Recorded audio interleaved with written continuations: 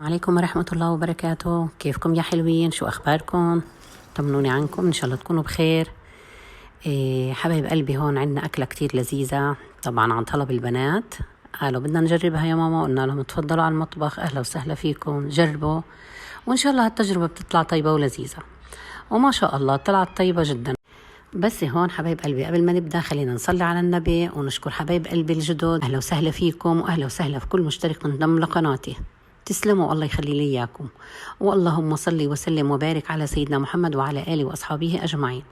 هون عندنا نص كيلو من صدورة الدجاج، قطعتهم بالطول بالشكل هاد، وعندنا ترتوز، وعندنا عدد 2 بيض، وطبعا بهاراتنا عبارة عن فلفل أسمر، نص معلقة فلفل أسمر، نص معلقة بابريكا، نص معلقة توم بودر، نص معلقة زنجبيل، ونص معلقة كاري، وتقريبا نص معلقة ملح. قطعتهم بالشكل هذا يا حبايب قلبي، وتبلتهم بالتتبيلة. وبعد ما تبلناهم دقينا التوريتوز بالمداء، فتفتنا صغير، وبعدين حبايب قلبي ضفت له 2 عدد من البيض، وضفت له نص كاس من الحليب، وقلبتهم. وطبعا وضعت في قلبهم قطع الدجاج بعد ما غلفناهم بالطحين، غلفناهم كويس. وبعدين رفعتهم من قلب كيس التوريتوز ووضعتهم في صحن، ووضعناهم في قلب الثلاجة شي 5 دقايق هيك 10 دقايق ليتماسكوا مع بعض. بعدين قلناهم على زيت غزير، يكون الزيت النار تحته ما يكون عالي ولا واطي، يعني ما بين الهادي وبين العالي، بين الهادي والمتوسط عفوا. وهيك حبايب قلبي قلناهم، ما شاء الله طلعوا كتير كتير طيبين. وعملتهم سندويشات، وضفنا لهم كاتشب ومايونيز وخس، واكيد هذا يعني فيكم تضيفوا يلي بترغبوه. وهون كمان عندنا جبنة مكعبات، بس انا ما ضفت، يلي بحب يضيف. وهيك هذا هي حبيب قلبي كانت غدوتنا، والحمد لله رب العالمين كتير طيبة ولذيذة. بتمنى تجربوها، وصحة وعافية علينا وعليكم. وهون حبيب قلبي بعد ما خلصنا عملنا قالب تشيز كيك، مو تشيز كيك عفوا، قالب كيك بارد باللوتس. بصراحة أنا أول مرة أجربه يعني، وجربته وما شاء الله برضو كمان طلع كتير كتير طعمته طيبة ولذيذة. هون 6 قطع من الجبنة الكيري. كمان حبايب قلبي فيكم تستخدموا 200 جرام جبن الفيلادلفيا طبعا، أو أي جبن متوفر موجود عندكم فيكم تستعملوه، مو شرط يعني.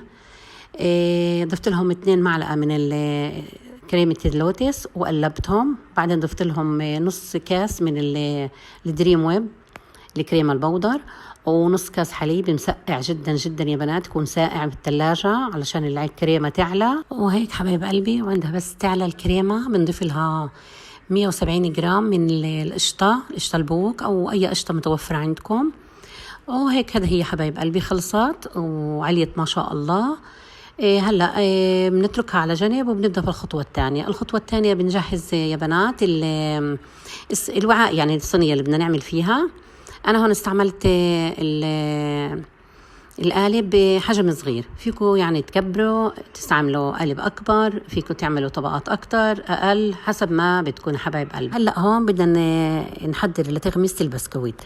عندنا هون كاس من الحليب السائل، ضفت لهم معلقتين من كريمة اللوتس، سيحتهم طبعا في قلب الميكروويف أو بحمام مائي مثل ما بتفضلوا، بس هون ما كان مبين كتير حبايب قلبي سوري. بندوبهم مع بعض، بنحركهم في قلب بالمعلقة لا يدوبوا مع بعض. وبناخد البسكويت بنصير نغمس في قلب بنغمس البسكوتة في قلب الحليب، وبنرص أول طبقة هيك مثل ما انتم شايفين. وهلأ بس نصف أول طبقة بنضيف لها طبعا الكريمة اللي سويناها اللي جهزناها من قبل، وبنسوي سطحها وبنرتبها. وبعدين حبايب قلبي بنعمل كمان طبقة. هذه هي سهلة ولذيذة وطعمتها كتير طيبة ما شاء الله. وهون يا بنات أنا عملت 4 طبقات، فيكم تعملوا 2 3 مثل ما بتفضلوا. طبعا على حجم الصينية، أنا يعني الصينية عندي صغيرة فطلعوا 4 طبقات. وهيك بنكمل الكمية لبين ما تخلص، وبعدين بنزينها. دقيت كمية من البسكويت وزينتها، وبس زينتها حبايب قلبي حطيتها بقلب الثلاجة لبين ما جمدت وطلعتها، وقطعنا وأكلنا منها وما شاء الله عليها. هون حبيباتي ملحوظة صغيرة، فيكم تستخدموا أي نوع بسكويت متوفر عندكم، يعني مو شرط بسكويت اللوتس، كمان بتطلع طيبة ولذيذة. بس بتزينوها يعني لو في إمكانكم بتزينوها بس بالبسكويت اللوتس بتطلع أطيب يعني. وهذا هي حبايب قلبي، هيك طلعناها من قلب الثلاجة هلأ بعد 4 ساعات أو 3 ساعات لبين ما جمدت، وقطعناها وأكلنا والحمد لله رب العالمين. الله يديمها نعمة ويحفظها من الزوال.